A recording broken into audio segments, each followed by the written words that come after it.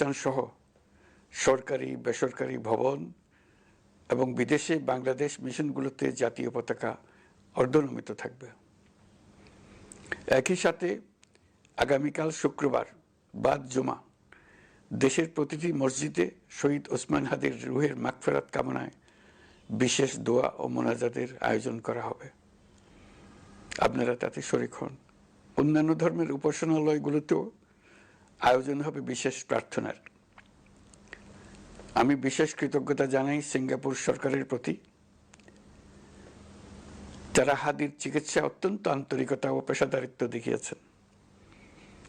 বিশেষ করে সিঙ্গাপুরের পররাষ্ট্রমন্ত্রী ভিভিয়ান বালাকৃষ্ণন, যিনি একই সঙ্গে একজন বিশিষ্ট চিকিৎসক, তার প্রতিও তিনি নিজে হাদির পরিচর্যা করেছেন, আমাকে নিয়মিত চিকিৎসা সম্পর্কে খোঁজখবর দিয়েছেন। এই নৃশংস হত্যাকাণ্ডের সঙ্গে জড়িত সকল অপরাধীকে দ্রুত আইনের আওতায় আনা হবে এবং তাদের বিরুদ্ধে সর্বোচ্চ শাস্তি নিশ্চিত করা হবে। এই বিষয়ে কোনো ধরনের শৈথিল্য দেখানো হবে না।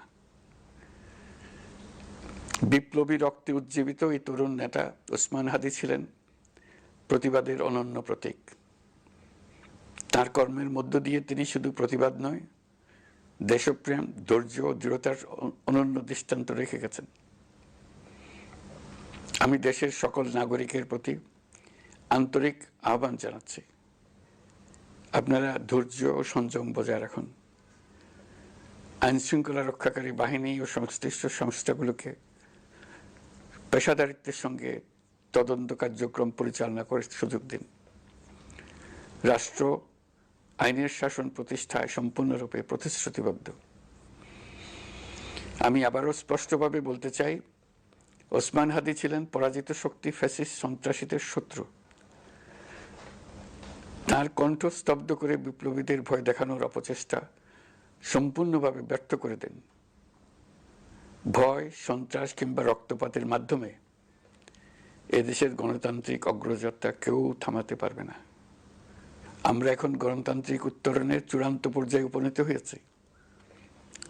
শহীদ হাদি ছিলেন এই প্রক্রিয়ার অবিচ্ছেদ্য অংশ। তার একান্ত ইচ্ছা ছিল আসন্ন নির্বাচনে প্রতিদ্বন্দ্বিতা করে নতুন বাংলাদেশ বিনির্মাণের পরবর্তী ধাপে সক্রিয় ভূমিকা রাখা। অত্যন্ত দুঃখের বিষয়, তার এই মহতী ইচ্ছা অপূর্ণ রয়ে গেল। তার স্বপ্ন বাস্তবায়নের দায় আজ সমগ্র জাতির কাঁধে ন্যস্ত। আগামী দিনগুলোতে আমাদের সবাইকে ধৈর্য, সংযম, সাহস ও দূরদর্শিতার সঙ্গে এগিয়ে যেতে হবে, যাতে নির্বাচন ও গণতন্ত্রের শত্রু ফ্যাসিস্ট সন্ত্রাসী অপশক্তিকে চূড়ান্তভাবে পরাজিত করা যায়। এই শোকের মুহূর্তে আসুন আমরা শহীদ শরীফ ওসমান হাদির আদর্শ ও ত্যাগকে শক্তিতে পরিণত করি, ধৈর্য ধারণ করি, অপপ্রচার ও গুজবে কান না দিই এবং যে কোনো হঠকারী সিদ্ধান্ত থেকে বিরত থাকে। যারা দেশকে অস্থিতিশীল করতে চান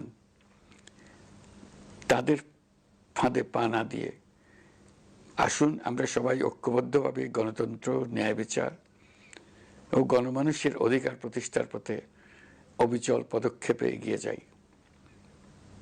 এটাই হবে শহীদ হাদির প্রতি আমাদের প্রকৃত শ্রদ্ধা।